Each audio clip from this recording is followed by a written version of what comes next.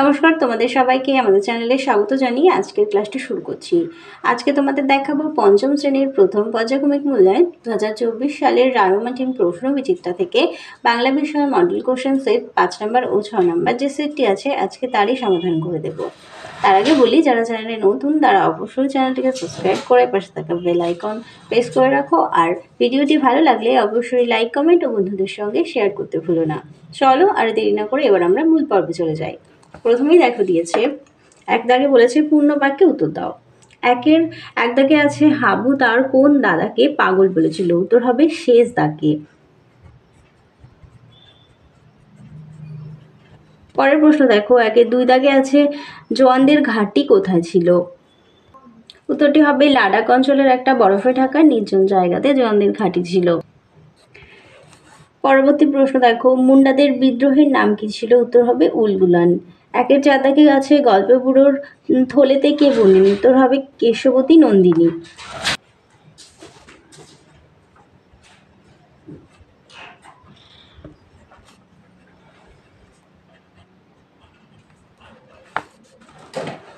এবার চলে যাই 2 দাগে। দেখো 2 এর 1 দাগে আছে থুরথুরে শব্দটির অর্থ কি, উত্তর হবে নড়বড়ে। 2 এর 2 দাগে আছে গ্রামটির আদি নাম, উত্তর হবে শালগেরিয়া। 2 এর 3 দাগে আছে হাবু নিজে উত্তর হবে পায়রা পুষেছিল। 2 এর 4 দাগে আছে এতোয়া শব্দটির অর্থ রবিবার। এবার দেখো বলেছে এলোমেলো বর্ণগুলোকে সাজিয়ে অর্থপূর্ণ শব্দ তৈরি করো।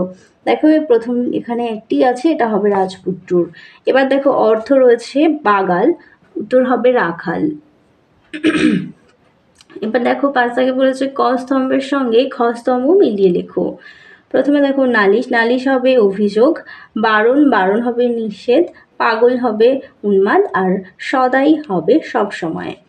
চলো এবার আমরা 6 নম্বর মডেল সেটটিও দেখে নিই।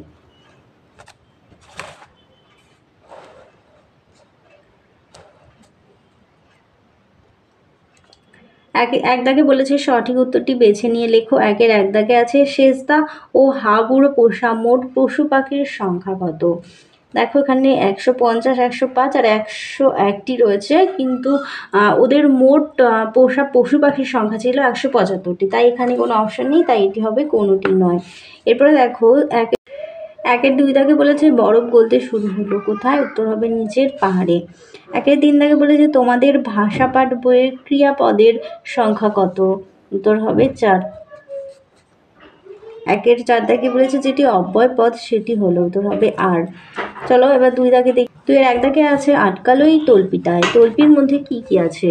সুনির্মল বসুর গল্পগুলো কবিতায় যে গল্পগুলোর কথা বলা হয়েছে তার ঝোলায় নানা ধরনের গল্প রয়েছে। দৈত্য দানব, যক্ষীরাজ, রাজপুত্র, পক্ষীরাজ, মন পবনে, তার সার বাঁধা করির পাহাড়, চোখ ধাঁধানো হীরামানিক, ঝলমলে সোনার কাঠি, টলমলে ময়নামতির তেপান্তলের মাঠ, হট্টমেলার হাট, বন্দিনী কেশবতী কন্যা ইত্যাদি।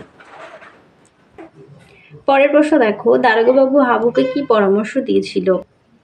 হাবুর বিপদের কথা শুনে দারোগাবাবু হাবুকে ঘরের জানলা সবসময় খুলে রাখার পরামর্শ দিয়েছিলেন, তাতে ঘরের ভেতরের গন্ধ আর থাকবে না। পরের প্রশ্ন দেখো, আজগুবি সব কারখানা, গল্পগুলোর সবই আজগুবি কারখানা বলেছেন কেন।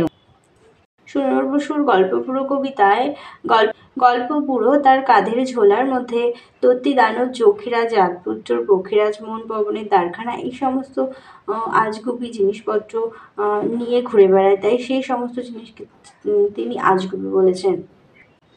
চলো পরের প্রশ্নটি দেখে নিই। 3 এর 1 দাগে বলেছে জওয়ানদের দ্বারা ধৃত হাঁসগুলি কেন চঞ্চল হয়ে উঠেছিল। মাথার ওপর দিকে হাঁসের দল উড়ে গেলেই বুনো হাঁস দুটো চঞ্চল হয়ে উঠত।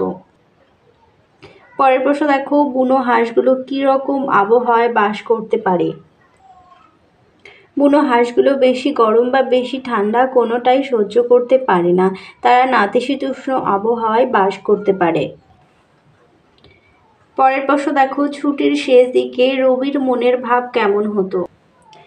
ছুটি যতই শেষের দিকে এসে পৌঁছতো রবীন্দ্রনাথের ততই মনে হতো রবিবারের বিকেলের আকাশটার মুখ যেন বিগড়ে গেছে, তাকে সোমবার যেন হাঁ করে গিলতে আসছে।